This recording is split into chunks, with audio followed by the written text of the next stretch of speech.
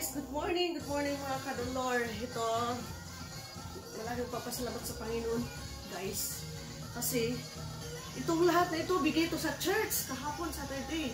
Bago sabi ng elder na daw kayo umalis, kaya kumuha kayo ng prutas. Kasi ngayong araw na to, nag-food bank doon. Ngayon, may mga prutas din sila. Kaya sabi ng elder, kuha kayo. Snacks tayo guys. Ito. Kaya kumuha ako. Yan, ako lang kumuha niyan. Sabi ko, naisip ko, yes, sa church na. Kaya sabi ko, kukuha mo ako. Yan. Bibigyan ko si Ate Ida. Ayan, strawberry, yan, saging, oranges, lemon, lime, apple. Ito, yung maliit na, matamis. Parang, tsaka, ano ba itong tawag nito? Palm. Yan. Ito yung maliliit, kung sa ato, apa ni kiat-kiat ba? Yan.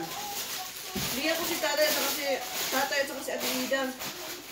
May kaibigan kami na Filipino din. Bigyan ko natin 2 apple. Yan. Tapos, oranges. Kasi ito, gusto ng mga bata kasi i-blender ko lang gawing juice. Kaya bibigyan ko sila ng dalawa. Strawberry. Ay, favorite ni Michelle. Hindi ko nabibigyan sa Ate Ida. Ito lang. Ida. Bukas ko, iwadadaan ko sa kanila. Kasi, ano na dito, alas 6 na ng medya ng gabi. Kaya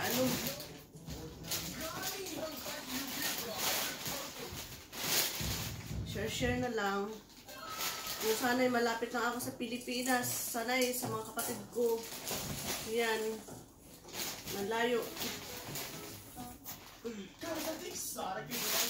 Saging.